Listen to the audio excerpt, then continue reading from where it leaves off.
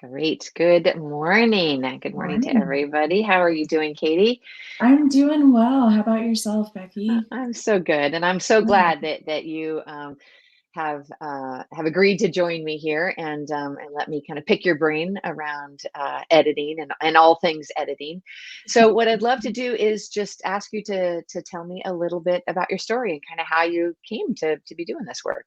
Sure, sure. Well, first, thanks so much for inviting me. It's great to be here. I'm excited to be Yeah. able to talk about the things I'm passionate about. Cool. Yeah. So a little background on me. You'll probably hear this from a lot of writers and editors, but I knew from a very young age that I was very interested Mm, in working with words and, just really helping people to put forward their best writing and yeah. help them, convey the messages that they want to convey in a way that works well for them. And Yeah. so I actually my career started. I started in public relations for higher education, and Okay. I got to do some writing and editing as part of that. But I quickly realized that I wanted to do more with the written word. So from there, I moved on to being a writer and editor for um, government contracts. So Oh federal wow. agencies, tribal governments, state governments, even some nonprofit organizations and things like that. But that's Yeah. really where my background lies, is in um, writing and editing for the government. So Wow. that comes along with lots of specific quirks and things that I'm sure. come along the way. Right. So it's been a great journey. And then so that's kind of my primary background. Yeah. And then a bit more recently, my dissertation editing started with a friend who said, "Hey, you're a good editor. Why don't you edit my dissertation for me?" And so I did. And she told somebody that she thought I had done a good job, and then they told somebody, and it just kind Yeah. of snowballed to where we are now. And so I've got a pretty regular influx of PhD students who are just, looking for somebody to help make sure that their writing is in good order. And it's been a lot of fun. I've learned about a lot of different topics. So Right. most of my, I would say, I guess, the main subject matter that I have specialized in my career is mostly public health stuff. Oh, wow. But, education, criminal justice, and I'm happy to tackle any topic really. Yeah. So yeah, that brings us to kind of where we are now, I think.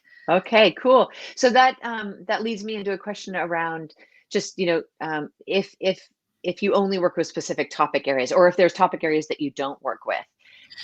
Sure, sure. So like I said, I would say I mostly specialize in public health, Yeah. education, and criminal justice. That's kind of where my background is. But Okay. I think one thing that I always do as an editor is any topic that comes in that I maybe don't know as much about. I always do a little bit of research on it, on the terminology that should be used and that kind of Mhm. thing. So I feel like that positions me pretty well to, to be able to take on most topics. I guess if it was something very, very technical, somebody was getting their PhD in nuclear physics, I might recommend Right. Right. that they have someone else edit it. But I think really I'm open to most topics, and I will do kind of the research on my own that's needed to be able to have helpful feedback on a topic that might be new to me. Cool. Okay, great. And if people when do you suggest, okay, let's say I'm a scholar and I well, first of all, I'm just starting to hear about editing. For some scholars, actually, they sense that it is cheating. And so can you speak to that? Like to those people that are a little scared that maybe it's not okay to hire an editor? Sure, absolutely. So I think one thing that's really important as an editor is that you're going through and you're looking for errors, you're making suggestions, but you're never changing the voice of the writer. Yeah. You're always making sure that you're staying true to their voice, and a good editor will do that. They won't um change your wording all around so that it sounds like theirs. They will really just make sure that the grammar, the punctuation, everything is correct, that Yeah. there's integrity across concepts and terminology, that things are consistent. But I try to be really careful to, I will make comments and suggestions and say, hey, maybe did you mean this? This section is a little unclear, but I'll never just rewrite it for them Right. wording. And so I would say, you're really just getting a second look at it. And, all of the edits are done in track changes. So if you don't like anything, you don't agree with it, you don't have to accept it. Right. So it's really just, the editor's there to support you, not to rewrite your dissertation for you or anything like that. So it's purely above board and legal. Yes, absolutely. And helpful. And yeah, exactly. And what I've noticed is that when I wrote my PhD, over 20 years ago, or wrote my dissertation, you know, like nobody really heard of editors. And now a lot of schools require you to have an editor, right? Mhm. And then there's everything in between. And so it feels like for some people it's still new, and for other people it's like, oh yeah, it's just a done deal. Like I have to do that. So Sure. if I am a scholar and and I don't know when, like I'm thinking, okay, I guess an editor makes some sense like that. Maybe or I'm interested in it or intrigued by it. When would be the Mhm. best time for me to be reaching out to you? So I would say, I guess there's a couple answers I could give Okay. here. I think the most common thing that I have seen is, a lot of folks will connect with me when their literature review is done or almost done, Okay. looking for an editor. Because if we can kind of edit the dissertation piece by piece and Yeah. start with the literature review, that gives me an opportunity to like check all your references and make sure the author names are spelled correctly so that you can populate them correctly throughout the document, making sure that different terms that you're using are consistent. And that, again, that's something you can look at and populate throughout the document. So if you kind of start with that initial section, sometimes it can help you write a little bit more smoothly for the rest of the document. And then, of course, I will, edit the remaining sections as well. But I've also had folks, wait until it's completely written, and Hmm. send it to me before it goes to their chair for review, and I Hmm. just review it in entirety. And I'm actually working with someone right now who, she kind of felt like her writing wasn't the strongest, and she was a little worried about her proposal that she's submitting to her chairs. And she really wanted some help just getting the language in the proposal tight so that they wouldn't come back to her with a bunch of language edits and she could just Right. focus on the more substantive edits. And so, and the goal there is that some of that language will be able to just drop into her dissertation as well. And so she's really starting early, and I think, you can't really start too early on that. As long as you have something Right. written, I'm happy to look at it. But so I've really done the gamut, from proposal to a completely written dissertation. But again, my recommendation would be after the literature review to kind of start and then do it piece by piece. Okay. Awesome. And so if I decide that I want to hire you, how do we go about doing that? What's that process look like? Sure, sure. So I'm working on getting a website up, but it's not we're not quite Slowly there but yet. surely. Right. So right now things are pretty informal. I usually just ask that people email me, Yeah. and then we kind of talk over. I ask them for some information on like how long the document is, what the subject matter is. I may, if they have a sample, of one page, so that I can kind of get familiar with the subject matter. So we kind of talk through all of those details, and I give them a cost estimate. And then, if they decide that's something they want to go forward with, then I just have a simple contract I write up that says, here's what I'll do for you. Here's what the cost is. Here's when I need it and when you'll have it back. Okay. We'll just sign a super simple contract like that. And Yeah. yeah, and then I invoice folks after the fact. Okay.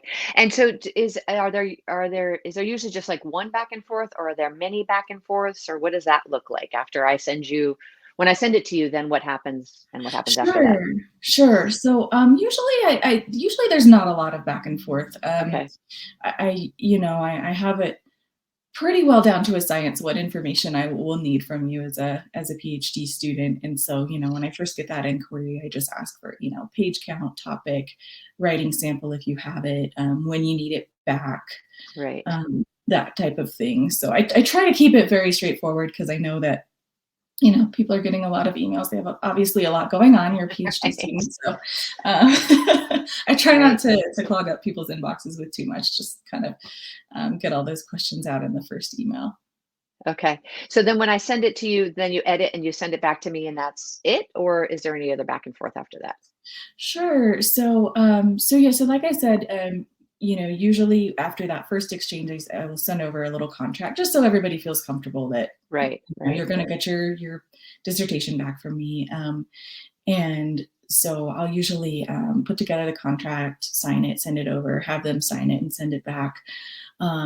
And then at that point, I usually just say, if you're ready to go, you can feel free to send your dissertation or your dissertation chapter or whatever we're Right. editing along with that. And usually it depends a little bit on my schedule, but usually turnaround time is a week or two. Hmm. And I send it back and ask if they have any questions. Um, and again, if we're doing this chapter by chapter, then there is definitely a little more back and forth. So here's Right. here's your lit review back. Send me your next chapter when it's ready. Right. So it depends a bit on how we're going forward with that editing. But Okay. um, yeah, usually I try to keep it as straightforward as possible. Yeah. Yeah. Okay. And when you're going through the document, can you tell me what you're looking at? Like you're looking at references and grammar, you said. Tell me a Mhm. little more about what you're looking at and what you're editing. Sure, sure. So definitely, the basics of a basic proofread, of course. So yeah, grammar, punctuation.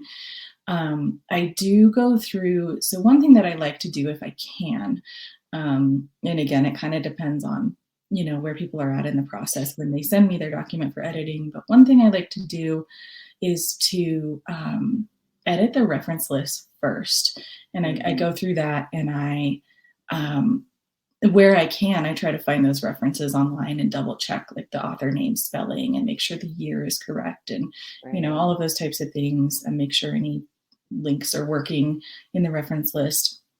And that way, I can take, any edits that I had to that list and populate them throughout, make sure, oh, this author's name was misspelled in the reference Got list. it. Let me go make sure that it's spelled correctly throughout. So that's kind of how I like to start my process is with the, Hmm. the reference list and then the in-text citations.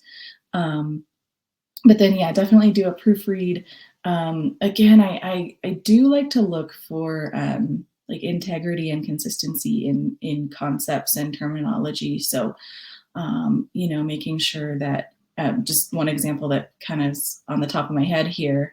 I had a client recently who was talking about youth in her dissertation, and there was some inconsistency in whether she used youth or youths as the plural Mm, of youth. right. Okay. So just going through and making sure that's consistent.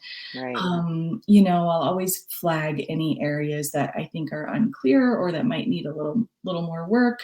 Okay. And I'll make suggestions like, hey, is this what you meant? Can you maybe explain this a little bit more? I'll just make comments on those sections usually. Right.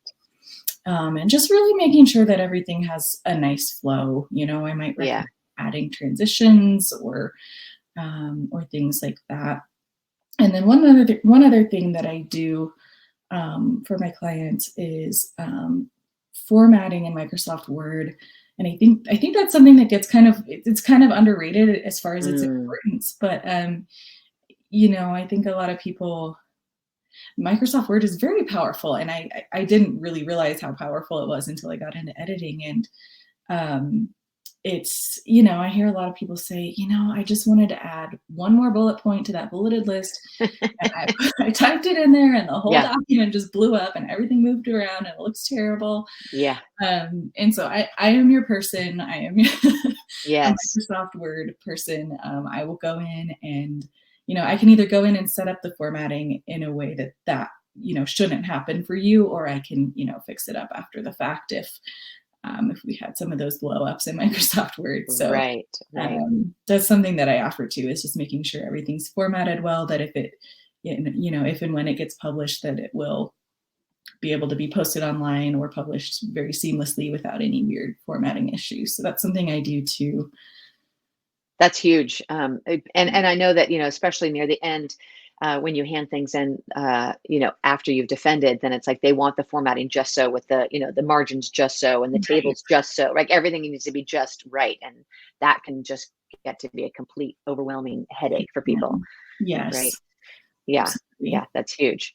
So I was talking to somebody who had worked with you before, and she said how amazing it was to work with you, because I think her document was like 143 pages or something. And she said that, she's read through it, however many gazillions of times, and of course missed a lot of stuff. So then you were able to, like, Mhm. she's like, how did I miss these things? But I mean, part of you kind of gets that you're going to miss it because you're just glossing over things by some point. And then she also said, that you found a paragraph that she had twice in her dissertation, but the same paragraph. And she was like, oh my gosh, like, I mean, she must have, cut and pasted it, said, tried to move it at some point, but hadn't gotten rid of it in the first place, right? And you caught that, and how helpful that was, right? So it's stuff like that where it's kind of like you don't really want to be caught, like, having the same paragraph and twice in your document, right? But Absolutely. it's totally understandable that could happen as you're moving stuff around and trying to reorganize, right?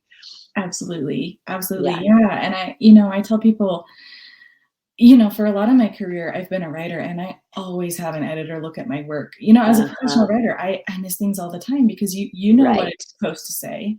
And so you just read it with those goggles on, and it really helps to have a second set of eyes on it. Just, no matter how good of a writer you are, it's always good to have a second look. So Right. yeah, because those are the kinds of things that you can miss when you know how it's supposed to be structured. Yeah. Yeah. Yeah, yeah, yeah. I am a psychologist, and I often tell people, like, interview a few psychologists before you choose one to be doing therapy with. Now, I understand the relationship is completely different because it's, often a multi-year relationship that's very intimate. But do people interview you, or is it mostly like they're just checking in with you and then getting a quote and moving forward? Like, and is there anything about, like, people like wanting to, like, have a relationship with you, or I don't know, how does that part work? Sure. So I have found, most of the clients I've gotten who are PhD students, they really do just, I think it might be a product of them being, like, very overwhelmed and very busy. And, Yeah. they're like, oh God, I got to get an editor, and this needs to be edited in 3 weeks. And, I think that's maybe not the first thing you think about when you're starting writing your dissertation. You don't think, Right. oh, I'm going to need to hire an editor at some point. So Right. some people are, kind of coming to me last minute and just saying, Yes. what's your prices? What do you offer? Okay, good. But that being said, I do think it's important to, uh, be use some discretion in who you're choosing as an editor, because Mhm. I've worked with some great editors, and some who maybe might not be ideal for editing a Right. dissertation. And Right. I think, personally, that's something I would be happy to do if somebody wanted to interview me, and that would give me a chance as well to ask them questions about the Right. content of their dissertation, and what exactly they're looking for, and how heavy-handed of an edit they want. And Mm. so I think that's a great idea. It's not something that's really come up for me, but I Yeah. certainly would be happy to. I think it's always great to shop around for professional services, and make Yeah. sure you're getting the best. Well, and it's interesting because I think I made an assumption that people would do that, but as I've been talking to editors, it seems to be most people's experience that that's not how it's happening. A lot of it's Yeah. referral, right? Kind of word of mouth, where Mhm. just like somebody liked working with you and then they refer you. And so I am just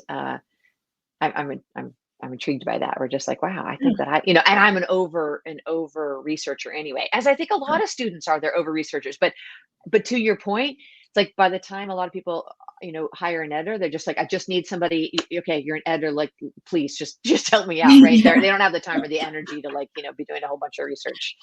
Yeah, absolutely. yeah. Absolutely. So when you mentioned that the quote that you would give them, can you tell us a little bit about your fees and what you base those on? Sure. Yeah. Yeah. So I actually have an hourly rate, Okay. which is 45 an hour. Yeah. And I typically, again, it depends a little bit on the answers I get. How long is your dissertation? What's the Mhm. subject matter? It's, how much editing do you think it needs? Do you think it's in pretty good shape, or does it still need kind of like some structural work? Right. But typically, I can do about 10 pages of double spaced content an hour. So, Wow. that would give you between 450 and $500 for a 100-page dissertation. Yeah. And Wow. so yeah, and it depends a little bit on, if a lot of it's references. Sometimes the references do take a little bit longer, just because, like I Mhm. said, I do go through and double check every single one and make sure Right. names are spelled correctly and all of that.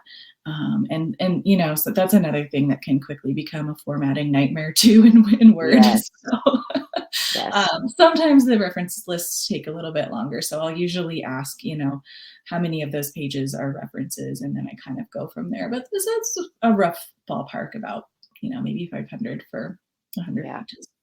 Okay. Awesome. Thank you. Yeah. Um, okay. Sorry. I'm looking at my questions here. I'm making sure I'm covering everything. Uh, if do you, and this might be an unfair question, I don't know, but are you different than other editors? And if so, I mean, I don't even know how much you know about other editors because you're kind of doing your own thing. But if you do, like, is there some way that have a sense of how you might be different?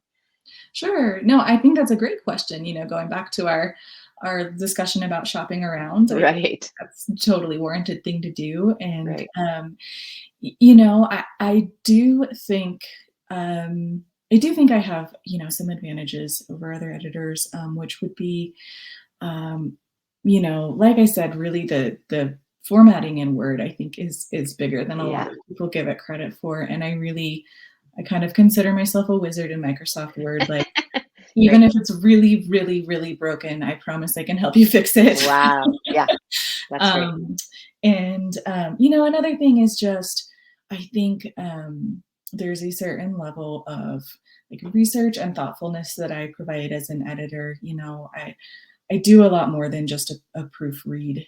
Um, Again, going back to our conversation in the very beginning of this, I certainly don't rewrite or write for you, but Right. I really like do a lot of critical thinking about the topic. I may, if it's a topic I'm not super familiar with, I will go research it more on my own time and Great. make sure that all the concepts would make sense to someone who might be reading this, without maybe as much context as you or your department might have. And you know, as an example, of helping someone really come up with like consistent wording that was effective for their Mhm. dissertation. I had a client a while back who was writing her dissertation on children in foster care, and some of their like challenges and experiences. Yeah. And she was talking about how certain children from certain racial and ethnic backgrounds may be disproportionately affected in certain ways. And she told me, she said, I really want to make sure this language is solid and inclusive and not, doesn't disrespect or disregard anyone's experiences. And so, I kind of did some thinking on it, and I went through her document, and I made sure that, things like vulnerable community, I would recommend maybe we could say, communities that have been disproportionately affected, or underserved Mm. communities, and kind of Right. take that focus off of, this community is lacking something, and make it Yes. sound more like this community has been disproportionately affected, or not served in the way it should have been. And so I really kind of helped her shift that language, in Yeah. a way that was more inclusive and more, realistic of what's happening in the world. Um, and so yeah, I really like to help people just kind of think through the implications of the wording they use. And, I'll jump in and do some research right along with them if I need to make sure Yes. it's appropriate. Yeah. That's huge. I mean, I know that for um, as a reader myself, sometimes when people use particular words that are triggering, almost, it's just like, wait, like, like, let's. But as a as a chair or as a committee member, like, I might just say, hey, maybe you should think about that, and maybe they'll do it or not, right? But it's Yeah, for you, it's like you can help them to kind of problem solve around, and then how to, like, string that throughout the whole dissertation. absolutely. Yeah, yeah, that's Absolutely. awesome. So, yeah. Are there any specific or kind of, or even just general, but things that tend to come up, that issues that tend to come up the most, mistakes that scholars tend to make? Sure. Yeah, I think I know we all love APA. um, Yeah. yeah, it's so most, I think all of the dissertations that I have edited have been in APA. I am familiar with multiple style guides, but I think following a specific style guide is maybe not something that people have done a whole lot before, Mm, or just just something they don't feel like they have time to focus on. um, and APA is, I mean, there's a reason it's hundreds of pages long, that the style guide right. is hundreds of pages Right. long. There's a lot to it, and there's a lot Yeah. of if this, then this, Right. and so I think definitely one of the biggest things that I have seen in the dissertations that I've edited is really just, especially with the reference list and the in-text citations, but also just, with how things are written as a whole, really making sure that it does adhere to the style guide, which has always been APA, but I know there are others out there too. Um, and just making sure, little things like italicizing certain parts of the reference list and not others, and making sure those italics don't spill over to an extra Right. character. And Right. just the little tiny details of APA that you might miss when you're overwhelmed and in a hurry and writing your dissertation. And so that's huge. I feel like that Yeah. is a lot of what I spend my time on, is making sure the reference list is very clean and correct, and making sure the in-text citations are good.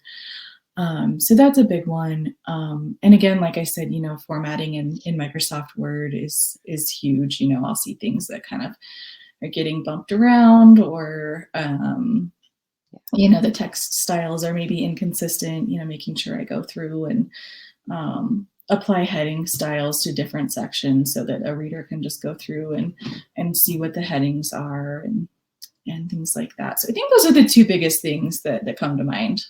Yeah. Cool. And do you have any, I don't know, tips, tricks, strategies, any kind of thoughts for people as they're, as they're writing, to try to, I don't know, any editorial tricks that might be helpful? Sure, sure. So I would say again, um, I think working from a really clean reference list, giving the reference list the attention it deserves, Okay. and kind of double checking all that before you do all your in-text citations and things like that, Mm-hmm, just mm-hmm. kind of helps you to avoid errors.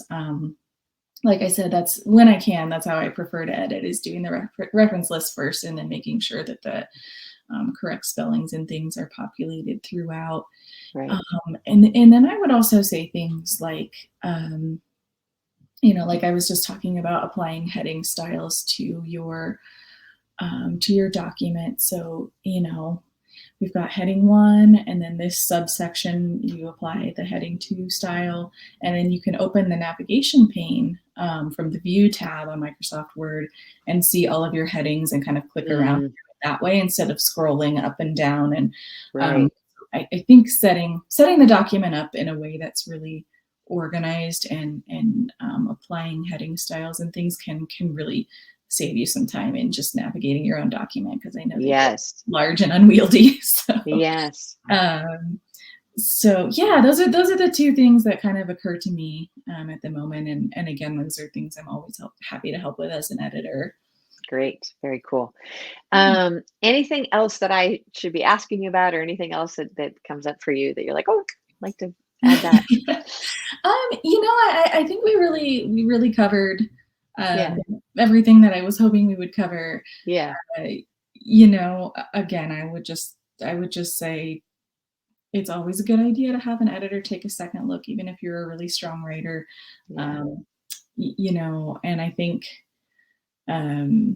my background in doing a lot of federal projects, their federal government is very specific about how they want things Right. formatted. And so, I've done a lot of like providing structural suggestions for them and really like going in, and formatting things from the back end in Microsoft Word in a way that makes the document readable and accessible for everyone. And that's something I think I've really brought to my work editing dissertations. And yeah, I know it's a lot. Yeah, it's so much. And just to like have somebody else on your team, right? Somebody that can be looking through with a fine tooth comb, because your chair and your Absolutely. committee isn't going to do that, right? That's just not their job, and they don't have the time and energy to do it.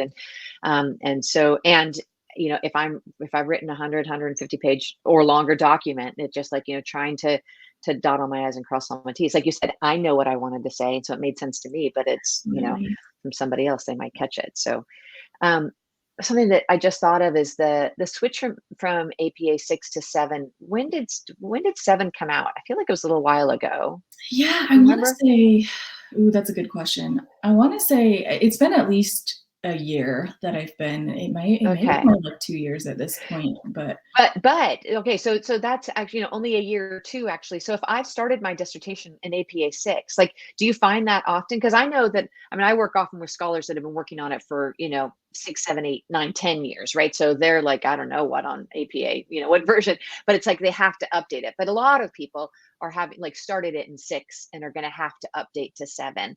Is that I mean, is that something that you've noticed?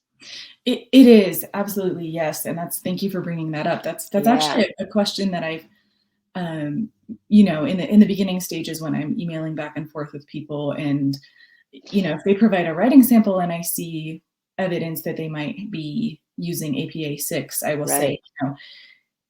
can we switch this to APA 7, or do you have, I've worked with a few clients who had specific instructions, from their chairs, like, no, since we started this in APA 6, Oh, done in keep it APA there. 6. Okay.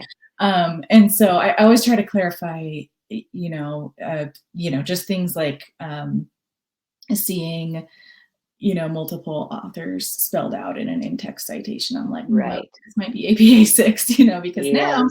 you can just use et al. If it's more than two in the in-text citation. So um, just little things like that, little clues that might be what Right. they're doing.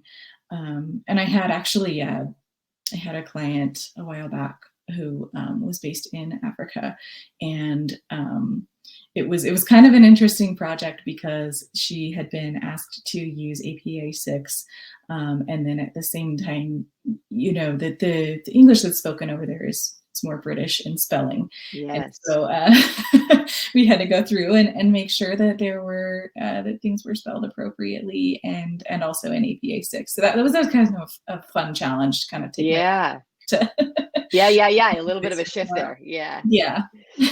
Um, okay. So if people want to get in touch with you, how would they go about doing that? Sure. So like I said, right now my website is not quite up yet. I hope that it will be soon, but Yeah. at the moment, I'm really just asking people to email me. I would it be helpful if I provided my email Yeah. Yeah. address Please. here? Okay. That'd be great. So my email address is it's katierterra@gmail. So that's Katie Terra Terra@gmail.com. And Awesome. um, you know, send me whatever information you think would be relevant, and I will ask my questions and we'll go from there. So Awesome. So yeah. great. Thank you so much, Katie, Thank for taking the you. time to talk to me and help people just, learn more about the editorial process and yours in particular. And I hope people contact you. Absolutely. Thank you so much again for this opportunity to Yeah. just talk about what I'm excited about. This has been great. Yeah. I really appreciate it. Yeah. You're so welcome. So have a Okay. great day. Thank you so All much. right. You too. Thanks so much, Becky. Take care. Bye bye. Bye bye.